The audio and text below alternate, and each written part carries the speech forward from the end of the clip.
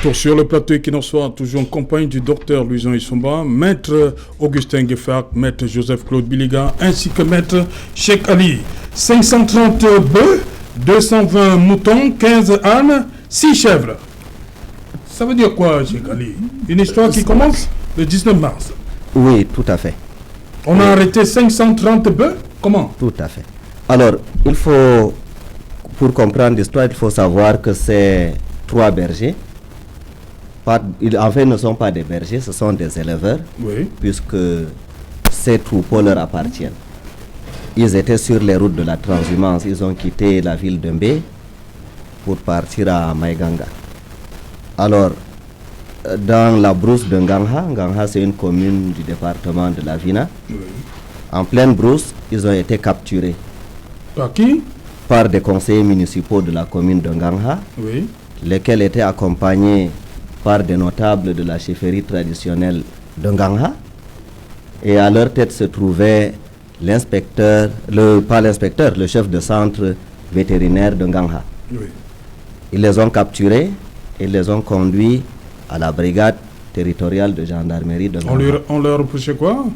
On leur disait que sur leur passeport vétérinaire, c'était indiqué qu'ils devaient suivre une autre route et qu'ils ont pris plutôt un autre itinéraire. Ils ont expliqué au commandant de la brigade qu'à cause de l'insécurité, ils ont appris qu'il y avait des coupeurs de route, des ravisseurs en route. C'est pour ça qu'ils ont dévié de leur itinéraire initial.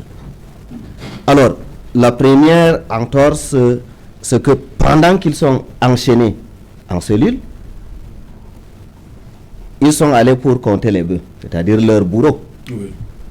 Comme de juste, mes clients ont exigé d'être présents pendant le décompte. Oui. Al-Hadji Garba et Mohamed Bello ont proposé aux autorités d'aller avec les personnes qui devaient partir dénombrer les bœufs, y compris même s'ils devaient être enchaînés. Ils ont précisé, ils ont dit, enchaînez-nous, amenez-nous là où se trouvent nos bœufs et comptez-les nous en notre présence. Ce droit leur a été refusé. Pendant qu'ils étaient en cellule, ils ne savent pas ce qui s'est passé. Toujours est-il que après plusieurs jours de garde à vue, ils sont enchaînés et tout. Ils se retrouvent au parquet du tribunal de première instance de Ngaoundéré. Le procureur de la République les place sous mandat de détention provisoire. Et là, ils apprennent qu'ils sont poursuivis de vol. L'acte de prévention dit pour vol de 401 têtes de bœuf, oui, 220 têtes de mouton, la liste que vous avez énumérée. Naturellement, il n'y a pas de plaignant, il n'y a pas de témoin, il n'y a rien. Ils protestent, ils disent que mais si vous nous accusez de vol alors que nous sommes en possession de nos biens, montrez-nous nos contradicteurs et tout. Rien. Tout ça leur a été refusé. Maître Ali, vous venez de parler de 401 bœufs et 200 moutons, mais au départ, c'était 530 bœufs. C'était 530 bœufs. Où sont passés les 129 autres bœufs? Ils ont disparu, tout simplement. D'où? Ils sont où? Dès lors que l'arrestation... À quel moment? À quel niveau? Entre le moment où on les capture en brousse. C'est-à-dire le 19 mars? Le 19 mars. Oui. Et le moment où le procureur de la République rédige l'acte de prévention. Oui. Déjà, ils sont surpris d'apprendre qu'ils sont des voleurs. Et deuxièmement, ils apprennent qu'ils ne sont voleurs que de 401 bœufs. Alors qu'ils s'attendaient à ce qu'on les accuse d'être voleurs de 530 et quelques bœufs. Ils n'en reviennent pas. Et pour la petite histoire, il faut avoir à l'esprit que c'est des gens qui ne parlent pas le plus traître mot de français. Même l'assistance d'un interprète leur a été refusée. Ça a été démontré à la barre. Donc, toujours est-il que, officiellement, ils sont poursuivis pour vol de 401 têtes de bœuf. Ils s'expriment en Fulfulde quand même. Hein? Ils s'expriment même en réalité en Bororo. Bororo. C'est-à-dire c'est le Fulfulde, mais une variété de Fulfulde qui a conservé sa pureté. Ok. C'est du Fulfulde, c'est du vrai poulard qui n'a pas été corrompu, oui, par la proximité des autres langues. Oui.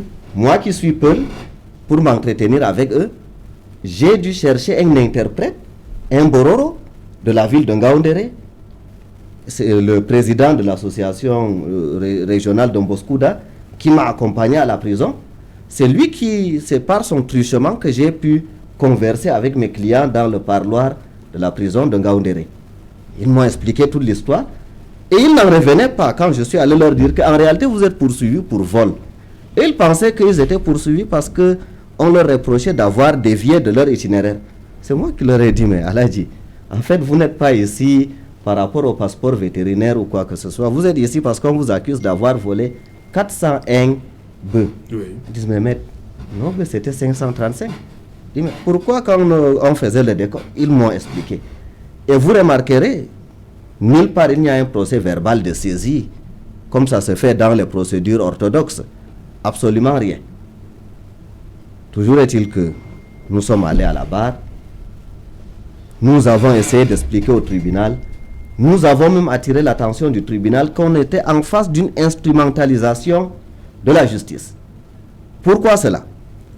Aladji Garba et Mohamed Bello, que vous venez de voir dans le reportage, avaient été enlevés lorsqu'ils résidaient à Mbé par des preneurs d'otages.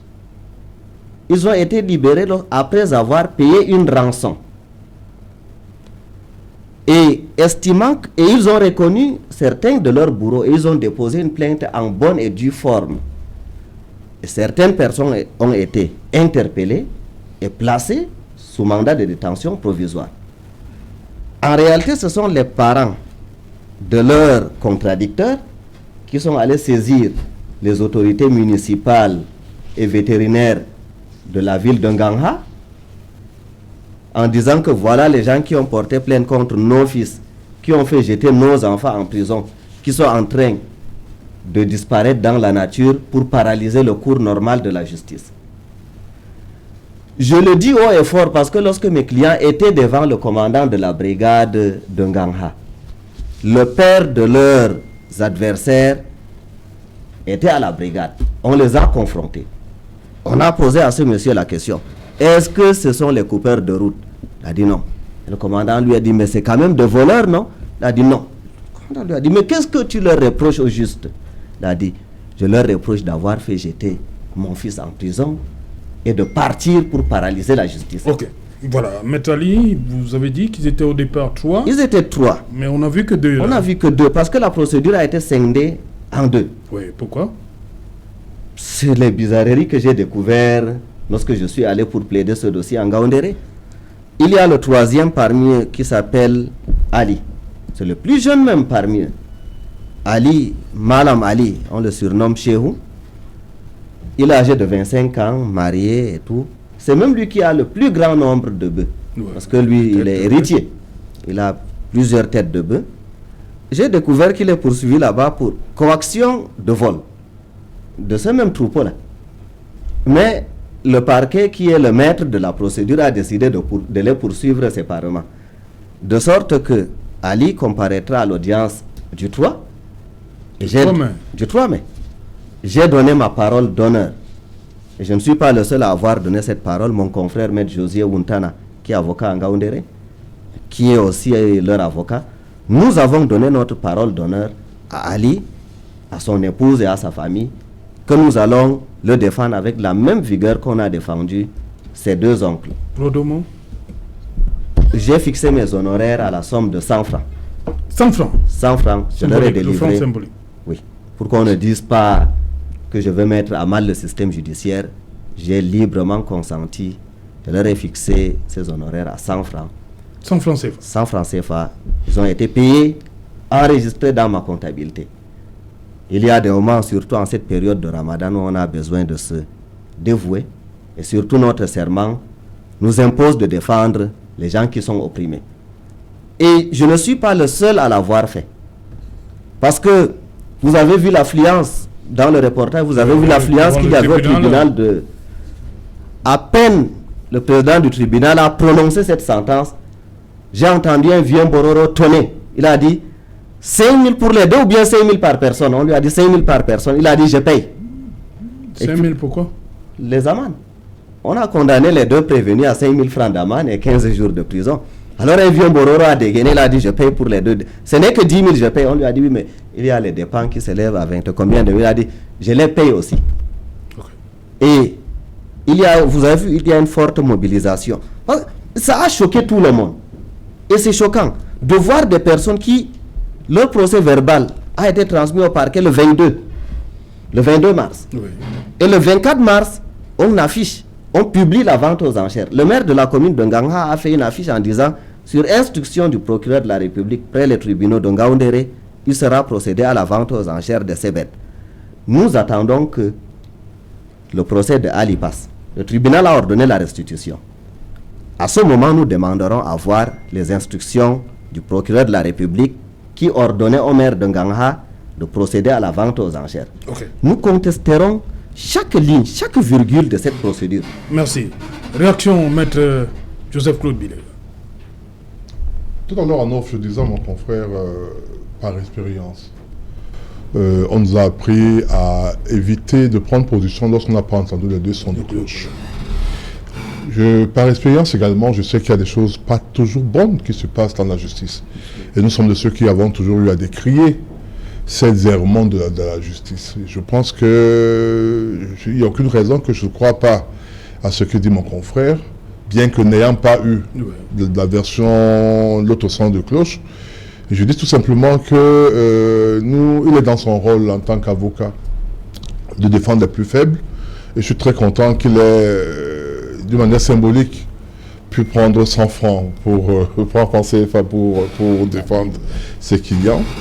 Et je pense qu'il y a, là il faut le dire en toute sincérité, qu'il y a beaucoup de choses à faire dans notre justice. Il y a beaucoup de... Je ne parlerai pas de mes cas ici, mais si je vous disais ce que nous subissons actuellement, on ne peut même pas imaginer. Et je pense qu'il faut que les autorités judiciaires au plus haut niveau regardent la justice. Elle a des problèmes. Ok. Maître Gueffard. Ces gens-là, le bâtonnier Nyekamga, quand il présentait sa candidature, il avait dit qu'il devait créer une rubrique appelée le bêtisier. Je crois qu'il a vu le volume des textes qu'on lui avait présentés lui-même. Il s'est effrayé parce que les médias, ce quatrième pouvoir, vous pouvez vous saisir, vous en saisir, et peut-être, comme dirait quelqu'un, menacer de rompre l'équilibre de l'État. Je crois que ce bêtisier, s'il existait aujourd'hui, il n'y aurait plus de place dans ce cahier pour contenir, parce que je viens de suivre aussi une autre histoire. Quelqu'un se plaint, il dépose plainte chez le procureur général. Après la cour d'appel du littoral, le procureur général arbitre et puis un protocole d'accord. Il n'est pas dénoncé. Une partie va saisir le commissariat. Le commissariat mène les enquêtes, dit que je ne trouve rien. Le plaignant, il change de commissariat, va voir le procureur de Ndokoti. Le procureur de Ndokoti renvoie le dossier à la PJ. La PJ enquête, n'a pas encore rendu son rapport. Le même plaignant qui avait déjà saisi tout le monde là, il se fâche, il abandonne. Il va à la 2e région militaire, il arrive là-bas. Le procureur de Ndokoti dit, renvoyez-moi tout ce dossier. On abandonne le procureur de Ndokoti, on dépose plainte au TGI. Il paraît qu'actuellement, celui qu'on poursuit depuis longtemps là, en défiant le procureur général, en défiant Ndokoti, en défiant la PJ 4e, il serait dans une cellule d'une gendarmerie de la place parce qu'on a finalement trouvé du grain à moudre. Donc les avatars de la justice, c'est grave. C'est grave et nous supplions nos frères magistrats. J'ai suivi le professeur Nkumbondo hier demander à un professeur si on avait mangé son cerveau. Cher magistrat, vraiment, vous ne méritez pas ce qualificatif, mais ressaisissez-vous, reprenez-vous en main. C'est très grave. Voilà. Merci. Docteur Luison Isomba, vous avez le droit, vous êtes enseignant de droit. Quand vous suivez cette affaire qui nous vient de Ngaoundéré. Vous savez, l'affermissement de l'état de droit passe par la qualité de la justice. Vous savez, un État est État parce que il a la possibilité de mettre en place des institutions capables justement de protéger les uns et les autres dans ce qu'ils ont de plus fort comme droit. Surtout que l'affaire que nous sommes en train de suivre est une affaire au Cambolex. C'est-à-dire qu'on vous dit, parce que vous avez changé un itinéraire, c'est une faute. Donc moi je pense qu'il faut que notre justice se ressaisisse. Elle a déjà été trop criblée de balles comme ça. Il faut qu'elle se ressaisisse. C'est pourquoi un célèbre penseur italien disait que si vous voulez être heureux en un jour, saoulez-vous. Si vous voulez être heureux à 2 jours, pour 2 jours, mariez-vous. Mais si vous voulez être heureux pour toute la vie, soyez juriste, mais soyez avocat. Parce que l'avocat, c'est celui qui est là au service des démunis, au service des indigents. Et dans cette affaire, nous, comme les autres, mais et bien d'autres, nous interpellons. Donc, vous savez, il y a les brebis galaises partout. Il y a des brebis galaises partout, il faut le reconnaître.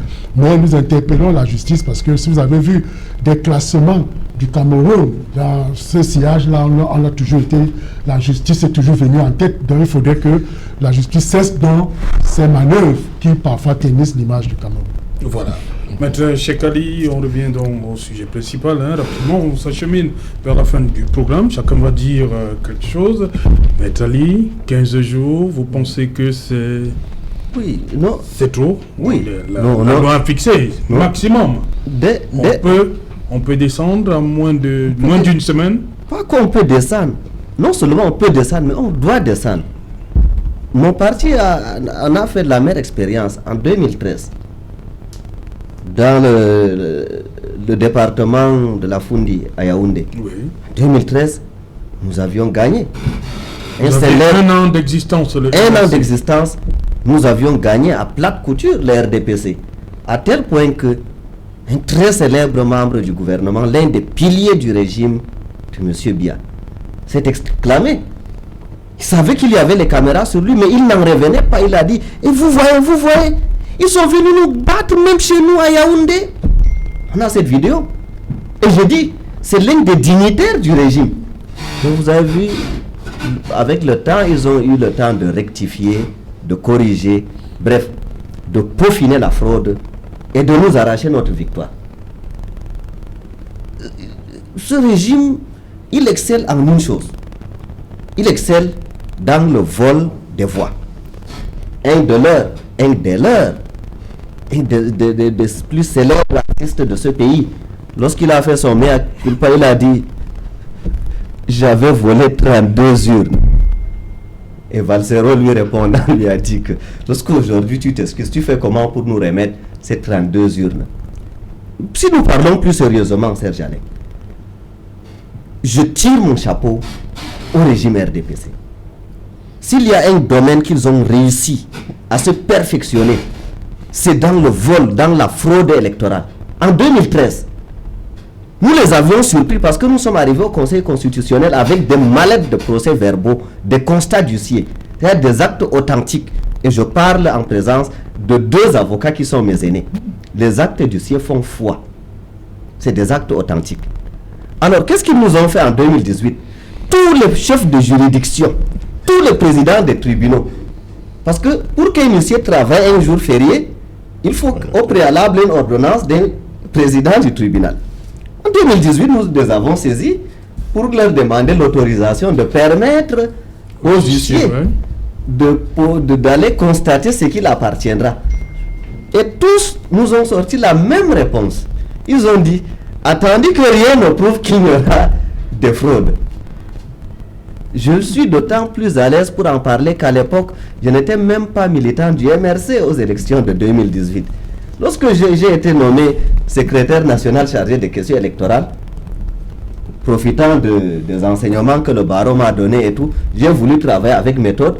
J'ai rassemblé tous les archives du MRC en matière électorale. Et quand j'ai lu ça, j'ai dit, je reconnais mes amis magistrats. Parce que s'il y a une chose aussi, là où les magistrats camerounais sont excellents, c'est lorsqu'il faut tordre le cou au droit pour parvenir à la solution qu'ils veulent. Il y a un magistrat avec qui j'ai beaucoup d'affection et d'admiration. Je me suis dit que lui au moins, je suis sûr qu'il n'a pas signé ça. Mais en fouillant, je suis tombé sur sa signature. Il a rendu aussi une ordonnance. Il dit, attendu que rien ne prouve qu'il y aura élection et qu'il y aura fraude le jour des élections. C'est pour ça qu'au contentieux électoral de 2018, le MRC n'a pas été en mesure de produire un acte d'huissier. Parce qu'ils nous ont refusé le droit de requérir les services d'un huissier le jour du scrutin. En un mot comme en mille, Serge Alain, les yeux dans les yeux, mes homologues du RDPC, ceux qui sont chargés de truquer les élections, savent que ce que je dis là, c'est la vérité. On peut proclamer les résultats. Le Conseil constitutionnel peut proclamer le vainqueur à moins de 15 jours. Mais ils ont besoin de ces 15 jours pour les réajustements, pour arracher les feuilles de PV, mettre leur propre PV. Le genre que Ndoki brandissait là, il disait voilà le PV là, où sont les signatures des autres membres des commissions de recensement. Ils ont besoin de ce temps pour falsifier ce PV. Sans ce temps, ils vont perdre. Il faut qu'ils acceptent de perdre pour que ce pays ne sombre pas vers le chaos. Ça ne fait rien d'aller à la retraite. Qu'ils acceptent d'aller à la loyale. Qu'on fasse des élections propres. Nous avons ce devoir pour laisser nos noms aux générations futures.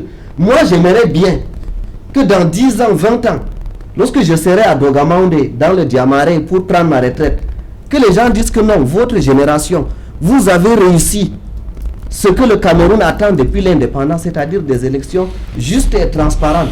Et votre sujet d'aujourd'hui, vous avez réussi à mettre le doigt sur la question. Sans ce temps, ils ne peuvent pas gagner les élections. Biliga a dit qu'il faut gérer le contentieux. Oui, mais le contentieux, on le gère en une journée. Il n'y aura même pas de contentieux si les choses sont propres. Serge Alain, vous me prêtez votre livre là, je vous montre comment ils font. C'est le code électoral. Oui, oui. Les PV sont comme ça à la commission départementale. Tous les membres, les représentants des partis politiques paraphent chaque page. Vous comprenez? Et à la fin, voilà. Maintenant, comme il leur a dit que ce n'est que le PV de l'ECAM qui fait foi. Article 115. Ils enlèvent toutes les pages antérieures. Ils mettent leur page à eux, peu importe qu'il y ait les signatures des partis, des autres candidats. On a présenté au Conseil constitutionnel des PV qui ne portaient que la signature du président de la commission électorale. Alors que nous, on a nos PV qui sont paraphés sur chaque page par tous les membres de la commission. Vous comprenez ce que je veux dire par là? C'est-à-dire que pour qu'ils aient des résultats potables, ils ont besoin de beaucoup de temps pour mieux falsifier, pour mieux truquer, pour mieux voler. Ok. Voilà, Maître Ngefak, voilà, il faut du temps pour... comme dit Dr Luison Issoma, le temps permet de faire un certain nombre de choses et d'où la suspicion qui va naître. Non, il faut juste un changement de mentalité. Oui. Il faut un changement de système. Il faut un changement de pratique. Oui, si les gens se réveillent, et je suis d'autant plus flatté que au sommet de l'État, eux-mêmes ils commencent à écrire des pamphlets en termes de les flingueurs. Je crois que cette façon de flinguer profitera au bas peuple. Je crois qu'ils vont s'exposer. Ils ne pourront pas radier tout le monde. Ils ont déjà radié monsieur le professeur Messanga Nyamdim. Je ne crois pas qu'ils vont radier tous ceux qui sont silencieux et qui vont s'exprimer d'ici là dans les urnes. Ce que nous souhaitons, c'est que chacun maîtrise d'abord les textes, que chacun maîtrise la loi, que chacun respecte sa conscience et qu'il ait en main sa carte de vote et que le jour des élections, qu'il se rende au pot. Le trucage n'est possible parce que le nombre permet de manipuler. Si 10 millions d'électeurs partent voter une même personne, je ne vois pas la RDPC en train de voler les 10 millions de voix. C'est parce que entre 1982 et 2022, le nombre d'électeurs n'a augmenté que de 500 000 personnes. C'est-à-dire, le feu Aïdjo avait laissé 3 millions d'électeurs. 40 ans, on a seulement augmenté 500 000 électeurs. Alors, manipuler 500 000 voix, c'est rien du tout. 3 magistrats règlent ça en un laps de temps. Alors, réussissez au moins à dire que portez au moins à 40%. Mais Aïdjo a laissé à 3 millions d'électeurs. 40 ans après, nous sommes à 3 500 000. C'est-à-dire qu'il y a seulement eu l'enregistrement de 500 000 voix de plus. Merci. Maître Joseph-Claude Biliga, vous maintenez que cette période-là, certes, on peut descendre en moins de 15 jours, mais c'est le temps réservé au contentieux, pour vous, pas à la fraude, comme défend Vous savez, moi je ris lorsque j'entends des gens de l'opposition parler. Je ris en me disant, écoutez, lorsqu'on les voit eux-mêmes aujourd'hui à l'œuvre, ils ne sont même pas encore au pouvoir. On voit ce qu'ils font. Moi je donne l'exemple, tout à l'heure on ne voit pas de Messanga Nyamdim. Alex Nguepi, il est où? À ceux qui disent qu'ils sont pour la liberté d'expression, pour le partage des idées. Nguepi vous parle, tous les jours on voit ce qu'il écrit. Confrère s'il vous plaît. Okay. Vous l'avez empêché de s'exprimer. Même en tant que simple militant de MRC, pas en tant que représentant. De quel droit pouvez-vous parler de RDPC de Messanga Nyamdim? Si vous-même, dans votre parti, vous excluez les gens qui essaient de dire seulement non à votre leader. Mais arrêtez. Il faut quand même être honnête en disant, nous avons une part, nous les Noirs, je ne sais pas si c'est les Noirs, mais nous avons des tas d'êtres humains. C'est ça qui justifie qu'aux États-Unis, jusqu'à présent, Trump dit que Biden a fraudé. On n'est pas au Cameroun, aux États-Unis. Jusqu'à présent, le camp de Trump continue à dire que Biden a fraudé les élections. C'est au Cameroun? Il ne faut pas qu'on ait l'impression que lorsque ceux qui aujourd'hui crient la fraude, demain seront au pouvoir, ils vont nous donner un paradis au Cameroun. Ne nous faites pas croire. Alors que on a vu vos actions. On a vu vos actions avec Survival. Ne donnez pas l'impression que vous allez... Et tout à l'heure, on parlait en off de ces opposants qui ont été au pouvoir, qui ont fait pire que ce qu'ils condamnaient. Des pays africains, tout à l'heure, un qui est en train de sortir de prison, qui n'avait pas pensé que lorsqu'il viendra, il y aura ce sera un paradis en Guinée. Mais on a vu ce qui s'est passé. Je ne cite pas les autres cas. Je vous tiens à dire qu'au Bénin, il y a un seul député opposant. Ah oui, il y a un seul qui est opposant. Je ne voulais pas parler des autres pays où j'étais il y a moins d'un mois, où vous ne pouvez même pas imaginer poser un débat comme ça sur un plateau de télévision. Mais les gens vous disent que non, c'est les dictateurs, c'est les gens qui ne veulent rien faire. Or, ils savent bien que lorsqu'on fait une comparaison avec ce qui se fait au Cameroun et ailleurs, ne serait-ce que dans le domaine de la liberté d'expression, il n'y a pas maths. Les gens vont écrire dans le Facebook, etc. Je parle des vérités. Je parle des choses réelles. Combien de pays africains ont autant de télévision, autant de liberté de parole sur les médias comme le Cameroun? Mais je dis, nous devons nous améliorer. Et c'est ce que je dis toujours. Et même en matière d'élection, j'ai dit, nous sommes partis de l'élection gouvernée, dirigée par le ministère de la ministère territoriale, dans le ministère de l'Intérieur par ailleurs.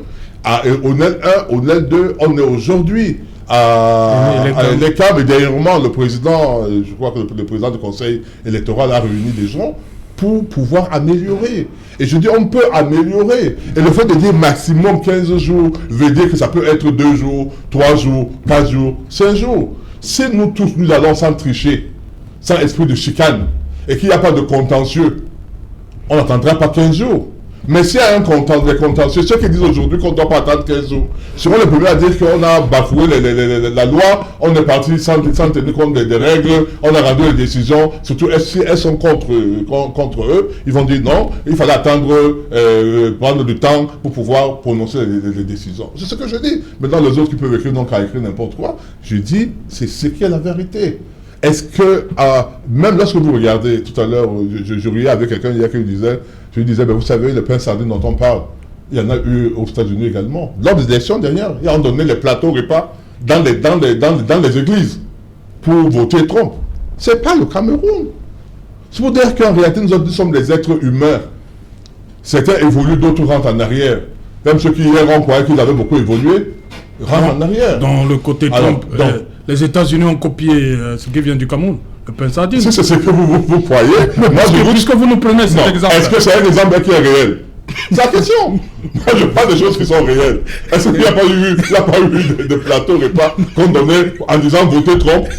C'est au Cameroun, ça? Est-ce qu'aujourd'hui, les gars de Trump ne sont pas partis investir la dernière fois quand le Capitole, en cassant en disant qu'il y a eu fraude? C'est le Cameroun là-bas?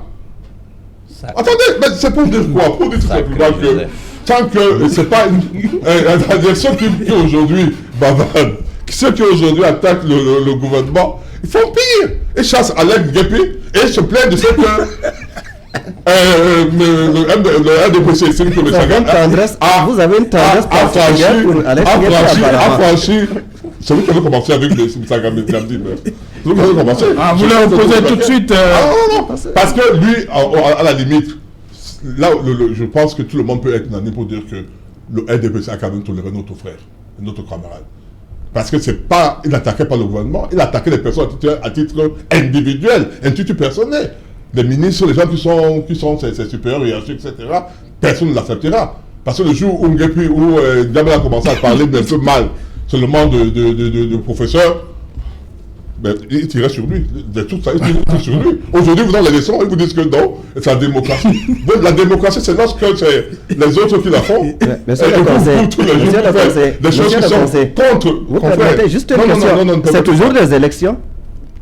Nous parlions d'un pays. Vous dites que le Cameroun est un pays je ne savais pas que vous allez où il y a la tricherie, il y a tout et tout et tout. Voilà, merci. Je vous dis non, c'est pas comme ça. Rapidement, Dr Luison Issomba, on sort sur l'émission. Saint-Charlotte, le problème que vous avez mis en débat est essentiel pour la consolidation de notre démocratie. Vous voyez, aujourd'hui, ce débat peut déboucher sur une leçon. C'est-à-dire qu'il faut améliorer le système électoral.